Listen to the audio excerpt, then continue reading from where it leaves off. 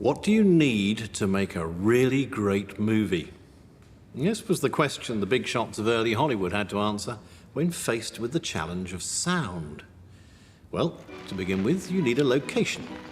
Then you need an actor, a handful of props, and of course you need a script, something to really get the drama cooking and grab the audience. Oh, I know it, darling. And I am gonna quit. And when I do, you quit that nightclub, too. And as you can see from this first all-dialogue movie, that was the problem with talking pictures. The talking. But as soon as song and dance were added into the mix, well, that was something else entirely. Music was the magic ingredient that opened the door to a world of colour and exuberance that made the movies truly come alive. Movie musical is life-enhancing. It's poetic. Just the idea that when you can't say it, you've got to sing it or you've got to dance it. It's all about storytelling, and what better way to say you're in love. Musicals gave us some of cinema's greatest songs, some of its most iconic stars, some of its most unforgettable scenes. Through the universal language of music, they captured our hearts and lit up the silver screen. In this series, I'm going to take a deep dive into the world of the movie musical. I'll be meeting some of its biggest characters. It turned out to be a remarkably memorable moment. Levine said, I love it. If you change the name, Jews are not going to put Hitler on the marquee. I said, okay, Joe. Filmmakers who took on the challenge of the musical. Norman plays the car wash theme. I said, it's over, it's a hit. I'll show how dance was choreographed for the screen.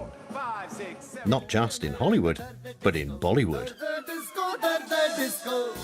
In order for a film to do really big business, you have to appeal to a lot of people of Indian origin, Pakistani, Bangladeshis living all around the world. They must all love the film. And I'll examine some of the most iconic songs in movie history. The seaweed is always green, a very rhythmic da-ba-do-ba-boop. And see how even today, the glamour of song and dance can be a surefire recipe for Hollywood's success. It's about that feeling that you can try and create between two people and that conversation they can have without ever saying a word. That's the magic. Movie musicals are expressions of pure, unadulterated pleasure. But more than that, for my money, they're the reason moving pictures were invented. Because they speak, or rather sing to us, in a way that no other genre ever could.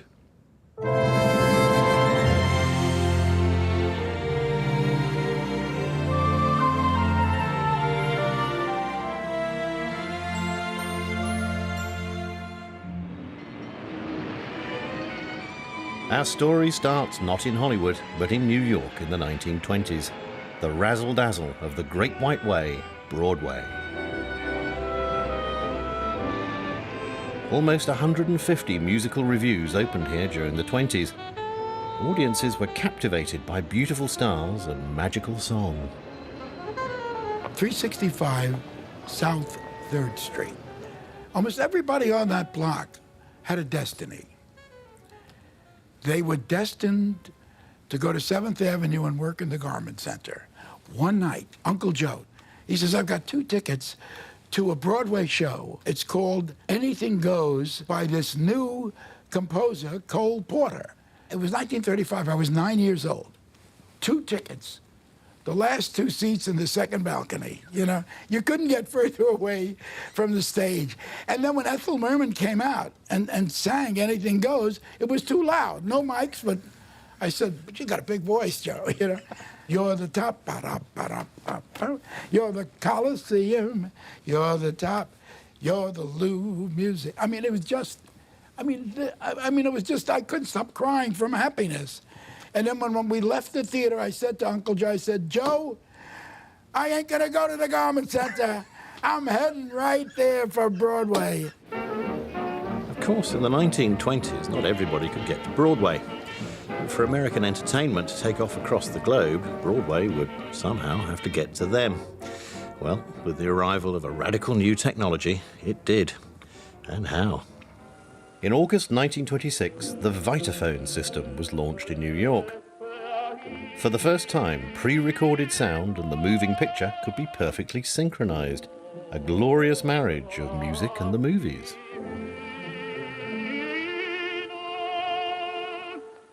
In a mere 3 years, 2,000 short films were made to show off this technological revolution. But Hollywood studios had their eyes on a much bigger prize. All singing, all dancing, that was the ambition. And that became the catchphrase for the first full-length, proper movie musical, 1929's Broadway Melody. It opens in the heart of American song, a publisher's office in Tin Pan Alley. And cleverly, it takes us through a whole variety of different musical styles, as if to say this movie will have something for everyone. But Broadway Melody wasn't a stage show transferred to film. This was a completely original movie drama with brand new songs written specially for the storyline. You were meant for me. I was meant. And this moment is making history in cinema. We have a scene with a young man and a young girl in a hotel room, and he's just singing to her. And this song, You Were Meant for Me, is so relaxed that it works. You heard my first two lines that I played you there. This is the third line, and would you believe it starts on the same note as the first two? Continual fall down, then it repeats that again. It can barely be bothered to get back up to that top note. It feels very laid back, and of course that means it fits that moment in the hotel room. This is not a number to be sold across the footlights. In fact, it couldn't be. So it makes that intensity of their relationship at that particular moment absolutely real. And that's the trick movie musicals are going to be pulling off for the rest of their history.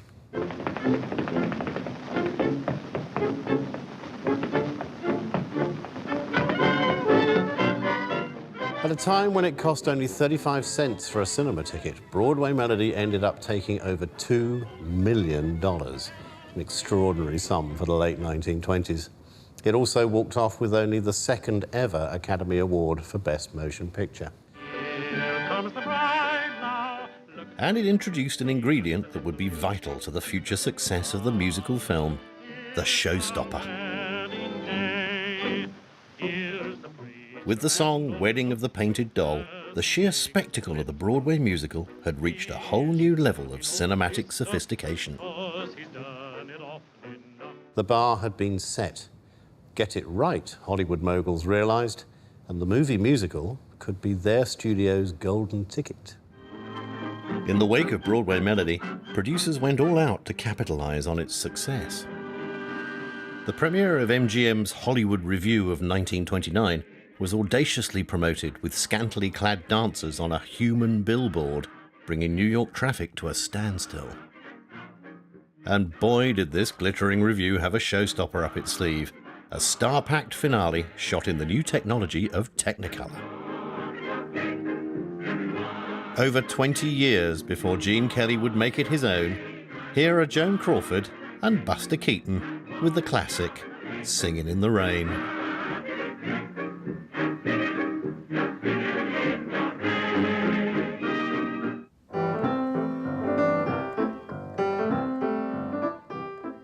By 1929, music had taken over the movies.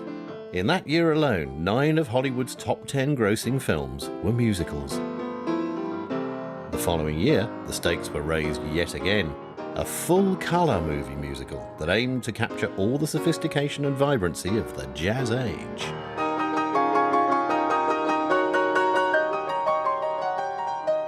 It was partly inspired by one of the most sophisticated compositions of the age, George Gershwin's magnificent Rhapsody in Blue, and it was called King of Jazz.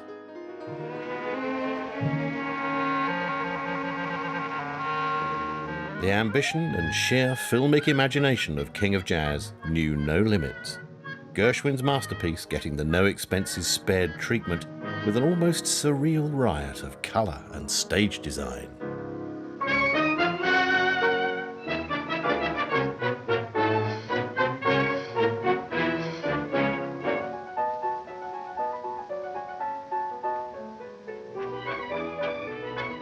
King of Jazz.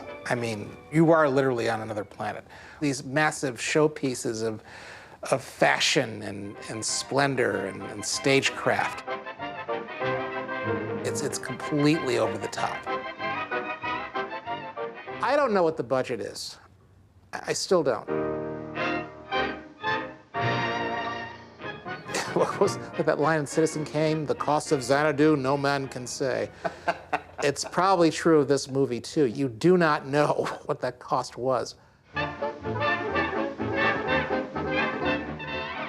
In principle, King of Jazz had everything. Brand new 2-strip Technicolor film, beautifully recorded orchestral arrangements, and sets so outrageous that director John Murray Anderson was on the verge of being fired as the shoot went over budget day in and day out. Did all this lead up to box office boffaroo? Well, no. It was such a massive financial disaster that the film became known in the business as Rhapsody in the Red. And maybe there's a reason for that. New York in the 1930s was home to the great African-American band leaders who pioneered jazz music, among them Louis Armstrong and Duke Ellington. But neither they nor any of their musicians appeared in Hollywood's homage to the form. Instead, the role of musical director and star of King of Jazz was given to the popular dance band sensation, Paul Whiteman. Think of MTV back in the 80s as a jazz orchestra. That's what Paul Whiteman's orchestra was. Even though at the time there were a lot of other orchestras, you know, who were at work, white and black, who were doing some of the same things and in many cases doing them better. Unfortunately, because the country was segregated, most of the white people who heard jazz music in those days could only hear or only had access to the kinds of things that Paul Whiteman was doing. Little bird in the branches above is plaintively heard. But I should mention the single appearance of an African American in that movie, which is really bizarre. I mean, it comes at the end of this scene, and all of a sudden you see this child, and she's grinning, and she is so happy to be on the lap of this lovable, portly, jolly man. In the largest sense of the word, it's tokenism. Okay? And, you know, you don't know what to make of it.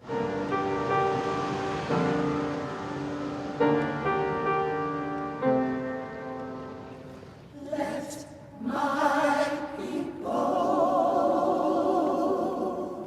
go. By the start of the 1930s, 1 in 10 of the American population was African American.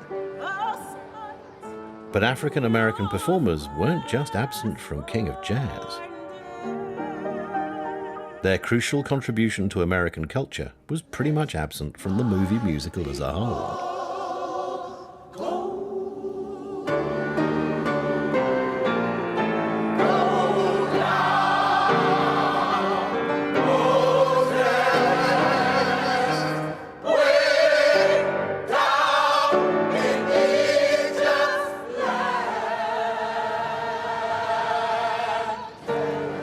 Hollywood studios, profiting from a bright new world of entertainment and escapism, had little truck with social realism. But there was one pioneering filmmaker who wanted to change that, who felt the spirit and tradition of African American music should be recognized with an entire movie devoted to it. His name was King Vidor. King Vidor was one of Hollywood's top players, critically acclaimed and signed to the mighty MGM studios. In 1928, fresh from an Academy Award nomination, he pitched his next project to the studio's president, Nicholas Schenck. It would be set in the Deep South and feature an entirely African-American cast. Schenck was wary, but Vidor was bold and determined. So determined that he offered to forego his salary if Schenck would match it, dollar for dollar, in order to raise the budget. The resulting movie would be called Hallelujah.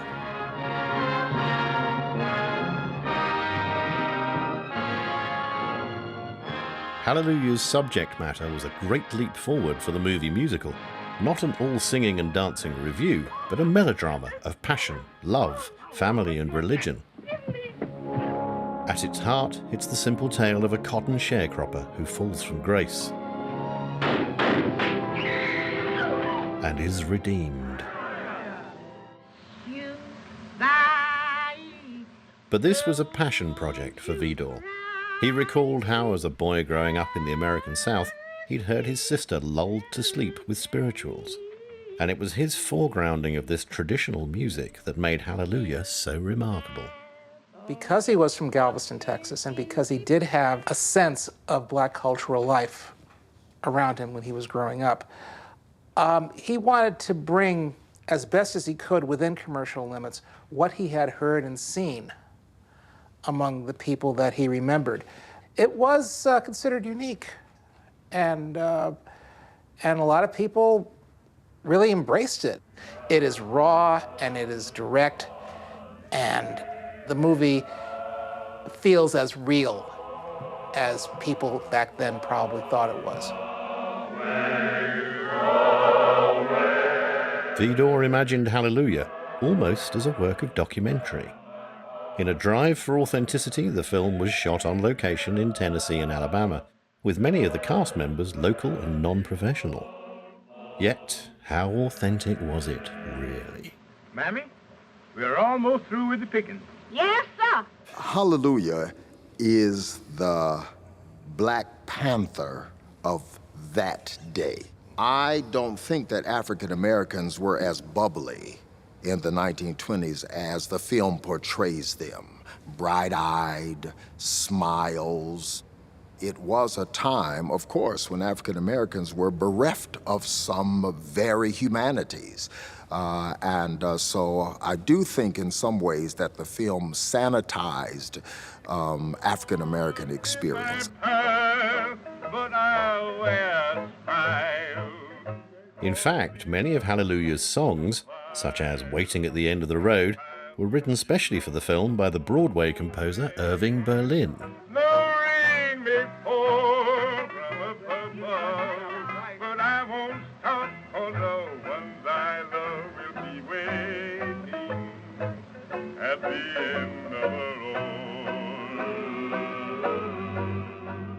Musically,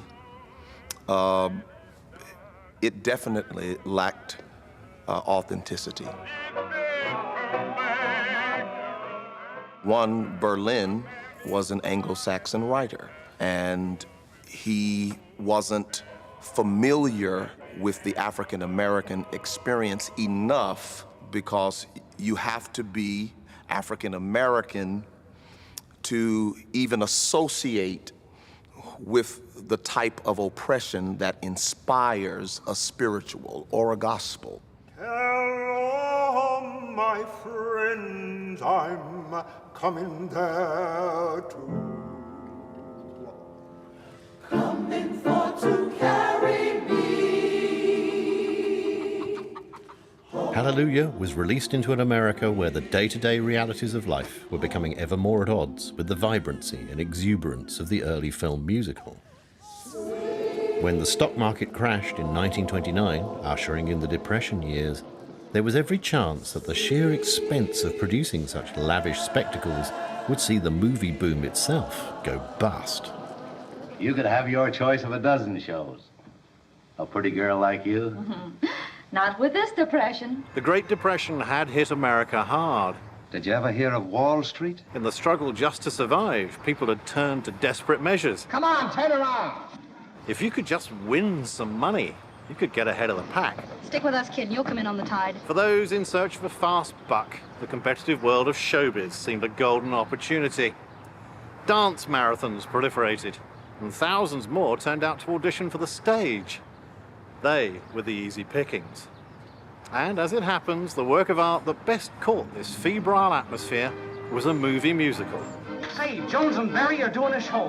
That's great. Jones and Barry are doing a show. Jones and Barry are The story of a Broadway production, 42nd Street was no run-of-the-mill backstage musical. It had cinematic and social ambition to boot. Jones and Barry are doing a show. In 1933, America's buoyant new president, Franklin D. Roosevelt, promised a new deal to get the country back on its feet again. Warner Brothers Studios proudly boasted that 42nd Street would be a new deal in entertainment. Luxurious settings, spectacular dance routines, set to the rhythm of inspiring music, in scenes never before attempted on stage or screen. In a stroke of marketing genius, they sent a train with its stars across country, stopping off at towns and cities to plug the film, arriving in Washington on the very day of Roosevelt's inauguration.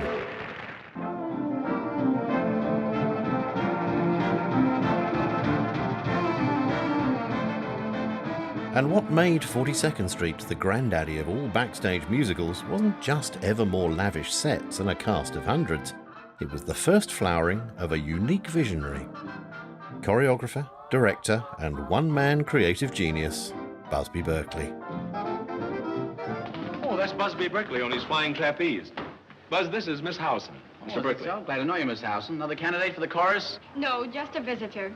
But I've often wondered where you get all those beautiful girls. You do, huh? Well, they come from all over. You see, they might come from California, Maine, New Hampshire, Vermont, Texas. Really doesn't matter. See, there are beautiful girls everywhere. If you think of any song and dance number from before Busby Berkeley came on the scene, they're largely shot as if you'd been given the best seat in the theatre. You are looking directly at the stage. Say, I know a bundle of humanity. She's about so high. And the action happens as if on the stage. Often they were shot with several cameras, so the same action could be intercut. Wide shot, details of hands and feet. I'm young and healthy, and so are you. When the moon is in the sky, tell me what am I to do? What Busby did was tear all that up. Use just one camera, but make that camera an all-seeing eye that could roam far and wide, create shapes and angles. And perhaps most famously, shoot directly from above. He led the way. Something about cinema being able to give you an extravaganza, an experience that you couldn't have anywhere else. And I think that was very important at the time. On the avenue, I'm taking you to 42nd Street, and the beat of dancing feet. Busby Berkeley proved that there was something else to be had in the movie musical, which was a new idea, which was the camera dancing. And the camera taking us on a journey that was impossible to see anywhere else.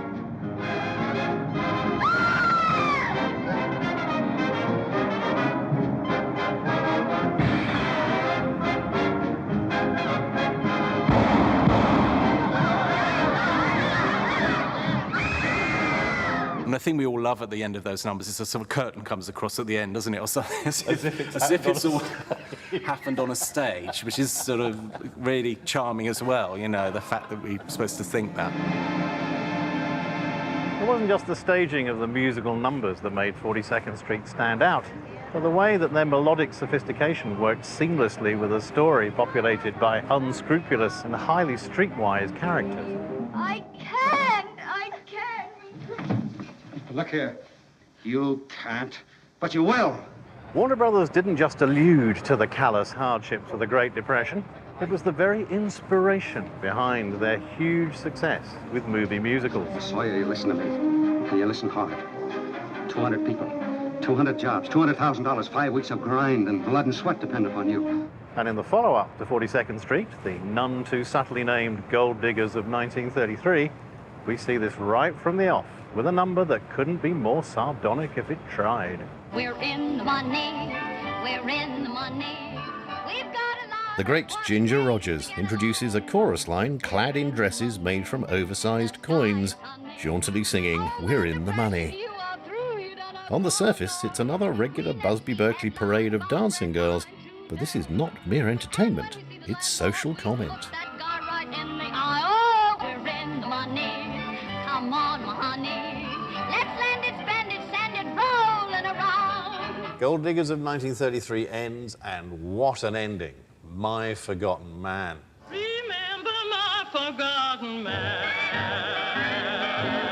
You put a rifle in his hand. You sent him far away. It's a blues number. Listen to this opening line. Straight up from the Mississippi Delta, that line, and then followed by a wonderful kind of pulsing blues rhythm.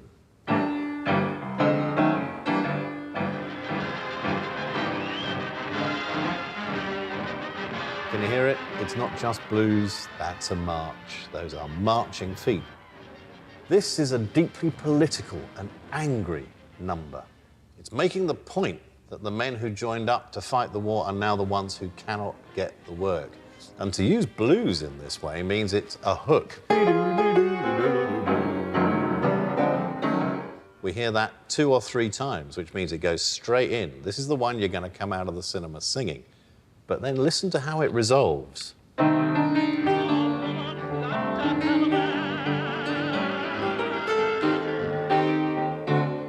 It's dark, it's tragic. Every race, every class of American has lost men in the war and now has men who cannot find work and their families are starving. The most extraordinary thing about this, apart from the fact it's a blues, is that Gold Diggers was such a massive success, and this number in itself, part of that success, that it saved Warner Brothers from bankruptcy. So, in the midst of the worst depression ever known, with a number which drew attention to that depression and the people who were potentially responsible for it, it also saved a major Hollywood studio from going under. The power of cinema as a tool for propaganda might have been unusual in Hollywood, but on the other side of the world, in the Soviet Union, it couldn't have been more crucial. Throughout the 1920s, so-called agit trains travelled the length and breadth of the country, equipped with phonographs playing rousing nationalistic music and a dedicated cinema carriage where citizens packed in to watch films promoting Soviet values.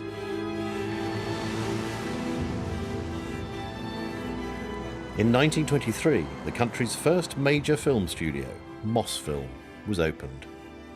Soviet Supreme Leader Joseph Stalin commanded there should be cinema for the millions.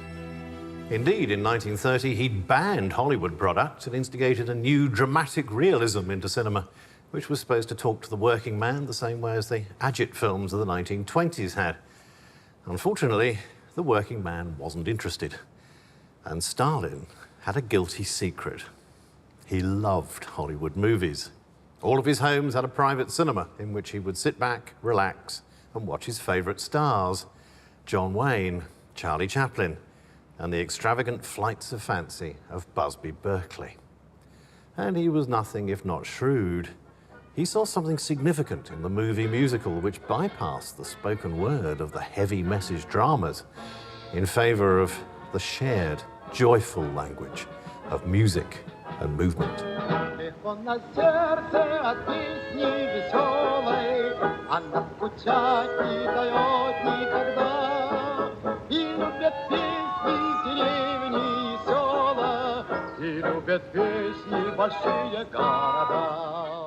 The filmmaker tasked with delivering on Stalin's challenge was one Grigory Alexandrov. Fresh from a brief spell in Hollywood, his first musical, breezily titled The Jolly Fellows, was a light-hearted romp, but it completely transformed the look and sound of Soviet cinema.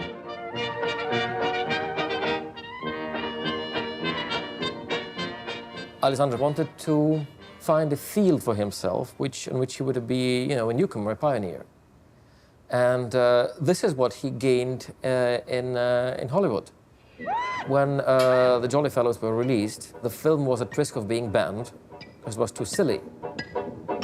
We are building socialism, we should make more pathetic films.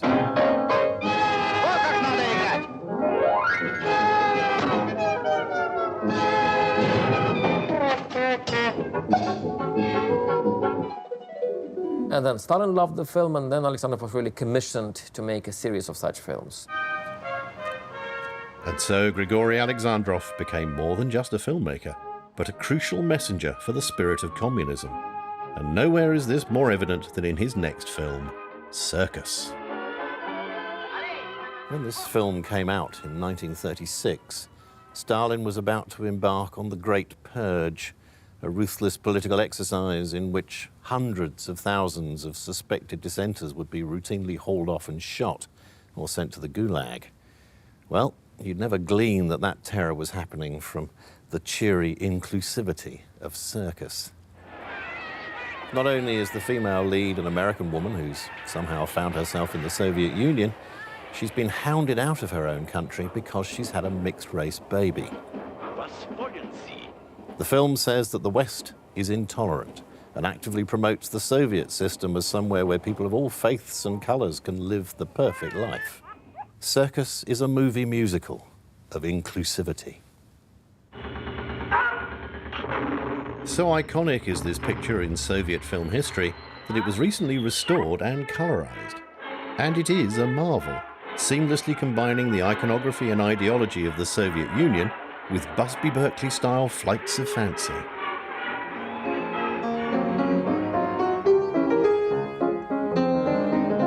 And you don't just see this on screen, you can also hear it. Now, that little waltz we heard right at the beginning of the film, it's the circus music.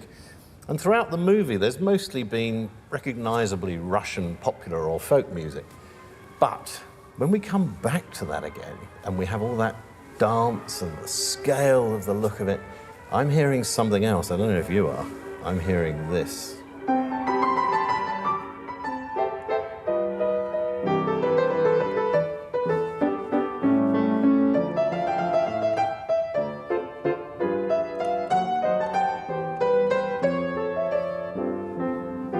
The Electric Waltz from Busby Berkeley's Gold Diggers of 1933, probably his best-known sequence. And so a tiny bit of Hollywood creeps into this Russian musical, and that's how we can see the genre working across international boundaries. The music is doing as much of the work as the visuals. But the movie's final scene was designed to outdo even Hollywood for tear-jerking drama, as the crowd embraces the circus star's mixed-race child to the strains of a tender lullaby.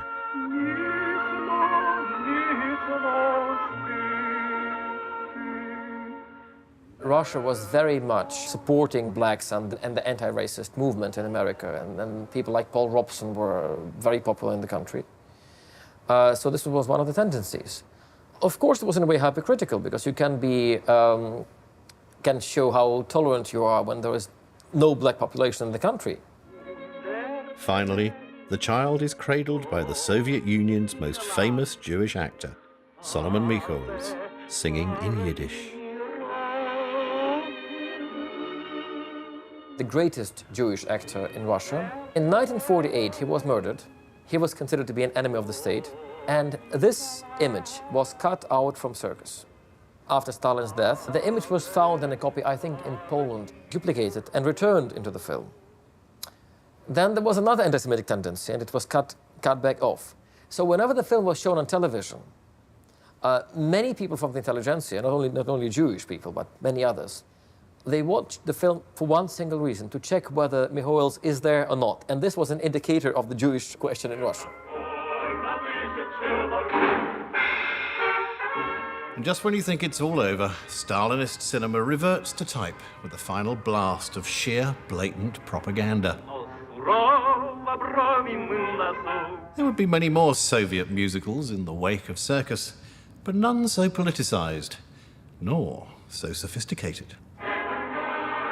Whether a Soviet circus or a Broadway stage, movie musicals were traditionally set in a world of performance, where song and dance were a natural part of the action. But who would be the innovator who made bursting into song seem a natural part of the everyday world? Enter a Frenchman, René Clair. Clair was in many ways the last person you'd think of as a movie musical pioneer. His earliest films were silent collages of surreal imagery, very much intended to be art. But by 1931, he had moved into the world of drama and sound with a work that changed the landscape of musical film forever. Eschewing the let's put on a show motif of American musicals, he took the tale of a group of ordinary Parisians and turned it into a completely new form of screen drama, one in which the trials and tribulations of everyday life would be sung as much as spoken. It was called Le Million and begins high among the rooftops of the city. A chorus of celebratory voices draws us into Claire's surreal Paris.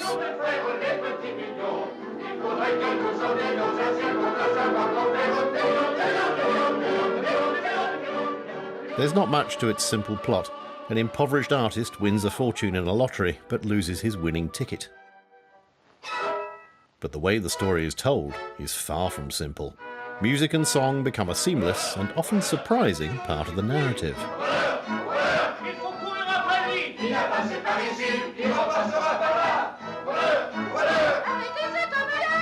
In movie history, René Clair is credited with inventing the integrated musical, in which characters burst into song no matter how unnatural it may seem. Rhyme, if you like, without reason. Michel, Michel, que vas-tu faire? Clair's use of music is constantly inventive. In one scene, he even uses song as interior monologue to show the central character's anguish as he broods on his lost fortune. La victoire était toute proche. Ton veste, ton vol dans Paris. Et ta fortune est dans sa poche. Le Million was and remains entirely captivating. It was also extremely influential. Its admirers included Charlie Chaplin, the Marx Brothers, and a young Hollywood director called Ruben Mamoulian. Mamoulian took the template of the integrated musical and brought it to Hollywood. And his breakthrough 1932 film Love Me Tonight opens on the rooftops of Paris. Now, where have we seen that before? Do you think René Clair's Le Million was in any way any kind of inspiration on Ruben Mamoulian when he was making Love Me Tonight? There's no question that René Clair's Le Million was an influence because he told me it was. Have a listen to this rhythmic street symphony as Paris comes to life for the day.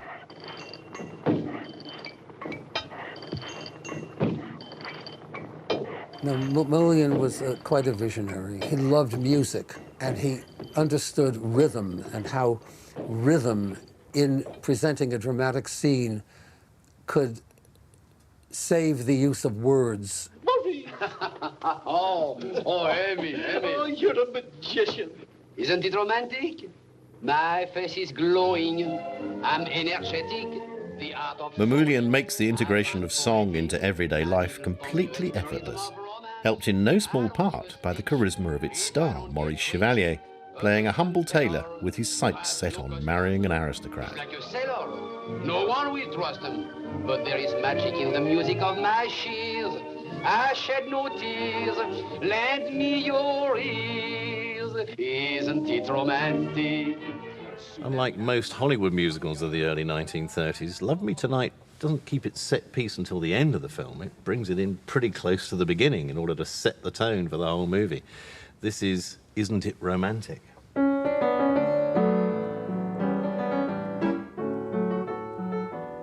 Isn't it romantic? Da da da da da. A very catchy strain. It is catchy for a reason, so that it can be handed from character to character, from geographical place to geographical place, because people hear it and pick it up straight away. At last I've got a fair. Why is it catchy? Well, it uses the same note clusters again and again and again.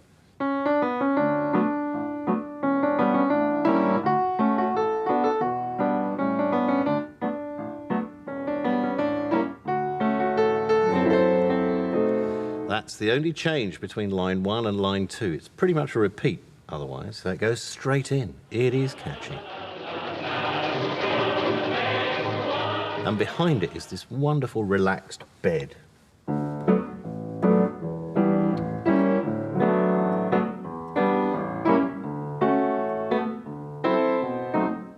Very relaxed, very romantic, very French.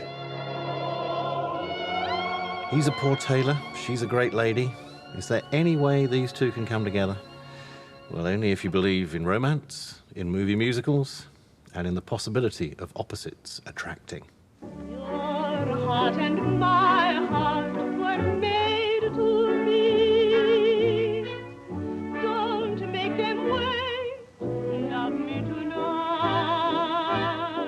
Love Me Tonight is very likely the last major musical film in which the musical numbers were filmed and recorded at the same time. There was an orchestra on the set, not just a few pianos or something. It was a full orchestra on the set accompanying all the numbers. Of course, that could not have taken place when Love Me Tonight, the title song, was filmed because it involves trick photography. And so that was pre-recorded. Trick photography indeed, as Mamoulian daringly superimposed individual shots of the dreaming couple in their respective beds to suggest something altogether more racy. Love me tonight. Love Me Tonight really did push the boundaries of taste and decency, and what's come down to us today is 10 minutes shorter than what was released at the time. Amongst the elements lost to history are Myrna Loy's see-through night dress, a double entendre about Virgin Springs, and a completely lost song called A Woman Needs Something Like That. Get this for a lyric. A doorbell needs tinkling, a flower needs sprinkling, and a woman needs something like that. That, folks, is a Hollywood musical before the age of censorship. By the early 1930s, Hollywood had enforced a strict code of production to crack down on the suggestive dialogue. Come on now, let's get your clothes off. And the risque costumes that have been so much a part of the movie musical's glamour and sophistication. The code sets up high standards of performance for motion picture producers. From now on, studios would have to submit scripts and songs for approval in advance of production. With Hollywood now firmly policed, where could the musical continue to show song and dance in full sensuous glory? Across the pond, in Paris, the city of liberation and anything goes. And it was an American who wowed audiences like no other, Josephine Baker. In an age of segregation and few prospects for a female black artist, Baker had left the US in 1925. She became an overnight sensation and the toast of Parisian cabarets. It was only a matter of time before Baker became as much a star of the screen as she was of the stage. And with her feature film debut in 1934's Zuzu, boy did she. Her charismatic personality and sinuous dance moves were captured with a louche freedom that would have been unthinkable in Hollywood at those times. One of Zuzu's key scenes is an extraordinary shadow dance where Baker puts in an electric performance that, in its ecstatic abandon, sums up her star quality.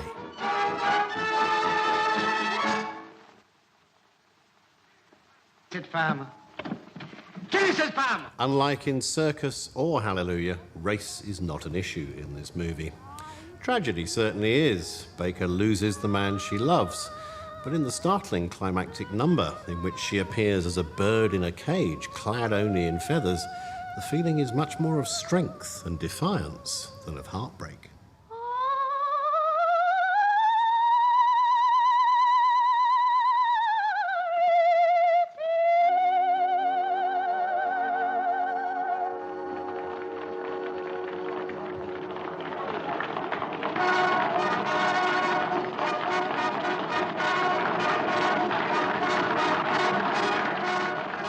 How could Hollywood compete with this?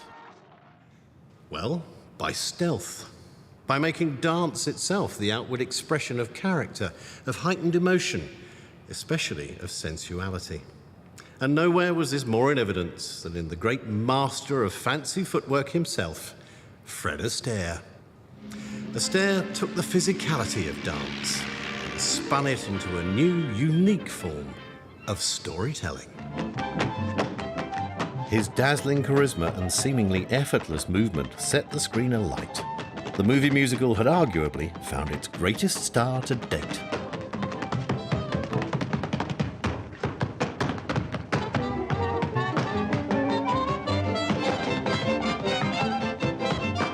To me, he's the big unsung genius of choreography. It's still astonishing when you watch now those solos. There's so much detail, so much complexity. Try and find anyone on film with that complexity of rhythm in their dances and their solos. It just doesn't happen ever again in movie musical history. Astaire's talent emerged at an early age. He and his equally talented sister Adele had been earmarked for a successful stage career. Beginning when he was 5 and she was 8, together they formed a vaudeville double act that lasted 27 years until Adele married and put her dancing years behind her. Fred was, for now at least, a solo performer. She didn't want to work anymore, and it wasn't easy to get her to rehearse, and I'd say, oh, we ought to try that step over, and she said, still, I was moaning Minnie. That's Because Astaire believed his exceptional solo dances should be shot full frame and in long takes, these step-perfect performances were an achievement in stamina as much as artistry. But don't just take my word for it. Stephen McRae is a principal dancer with the Royal Ballet in London. He is also a master in the Astaire style of tap.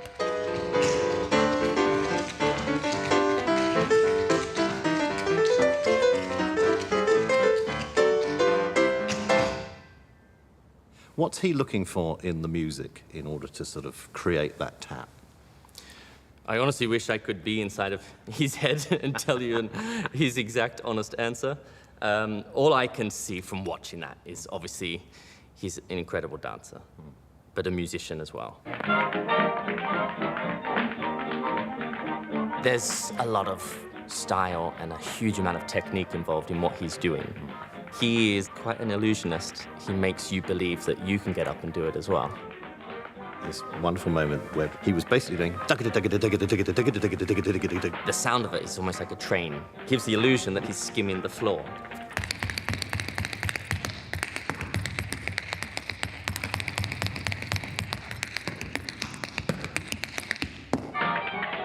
Astaire also looked for ways to break up the sound of the taps, tapping on something other than the floor, and claps as well. He would have tried to have been percussion, really, with his whole body. So incorporating a wall or a clap, so something like...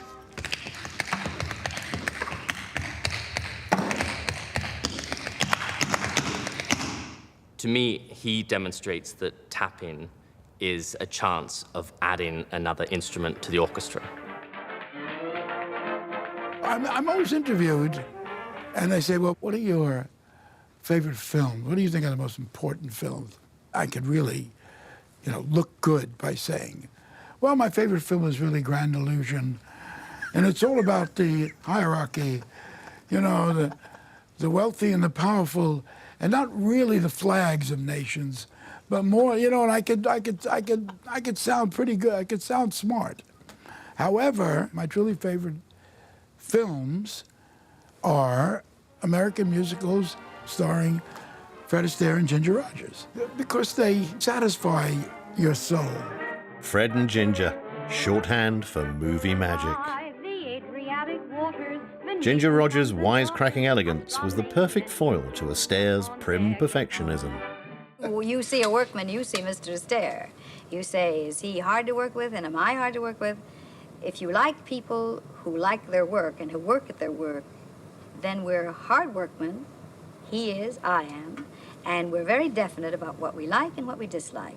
I just want to pay tribute to Ginger because we did so many pictures together, and believe me, it was a value to have that gal. Woo! She had it. Together, they formed an electric partnership that remains undimmed after more than 80 years.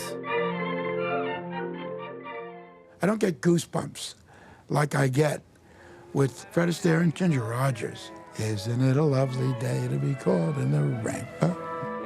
There's a lovely day to be caught in the rain. In a Hollywood now firmly in the grip of the film code, the thrill of the chase and the path of seduction are brilliantly conveyed through some of the greatest song and dance numbers in movie musical history.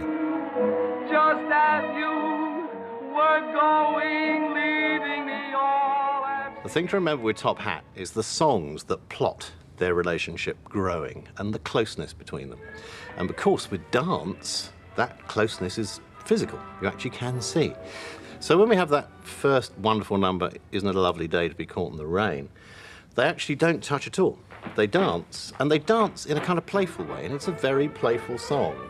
They're like a couple of kids, and they're jumping around, they're competing with each other. Everything Fred does, Ginger then has to do, and then Ginger starts to do it better than Fred.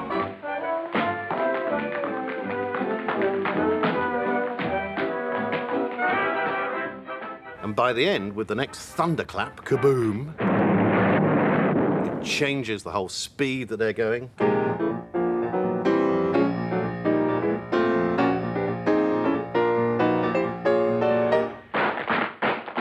And at the end, they sit down like kids, big gap between them, cross-legged, laughing.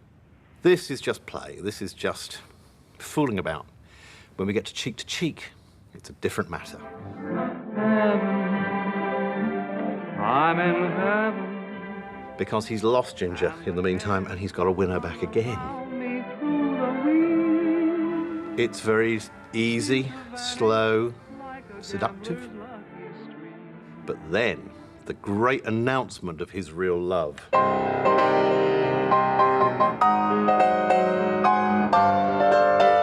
And at that moment, he breaks away from her and sings out to her. Dance with me, I want my arm about you. The charm about you will carry me through. And then he takes her in his arms again, and all the time that's been going on, the two of them have been dancing together further and further away from the crowd at the party. Until now he takes her out into their own space, their boudoir, in which they can consummate this relationship.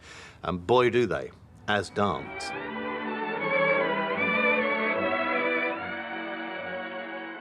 There's something about allowing dance to do what it does, which is very, very rare these days. Allowing dance to say something.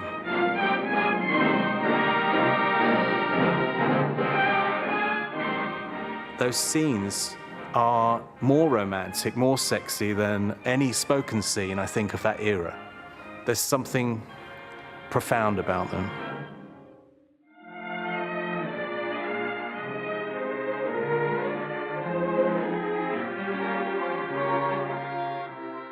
And at the end, they both move back to that back wall and lean in the most post-coital way a post-code movie could possibly suggest. By the time Rodgers and Astaire became bona fide superstars, the movie musical had become a surefire Hollywood staple. But where could it go next? How could it continue to innovate and surprise? The movie musical had been thriving for nearly a decade, but with nothing particularly new or innovative in the last few years.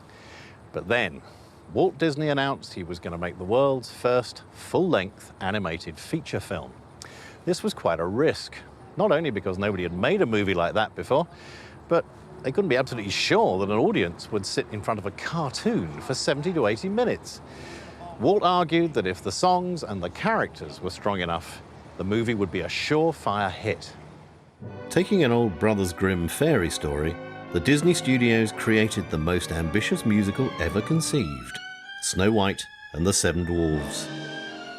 A regular live-action movie musical was usually shot in a few weeks, but Snow White's production would take 3 full years.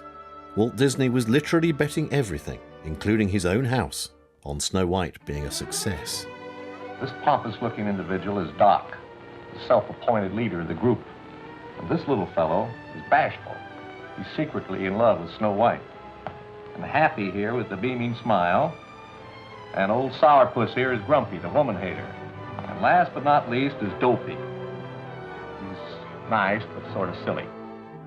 It took 750 artists, 32 animators, 25 background artists and 102 assistants to bring the magic to the screen. But as soon as it was released, that magic was impossible to ignore. My mother decided I had to see Snow White the day it opened. And it was a fairy tale come to life before my eyes. It was just a wonder. I mean, imagine a whole movie just for children. Slave in the magic mirror, come from the farthest space. Even at the age of 3, were you walking out of the cinema with the tune still in your head? Oh, yes, of course. Oh, my goodness. Hi-ho? Everybody knew hi. I didn't know anybody who didn't know hi-ho in my great social circle of 3- and 4-year-olds.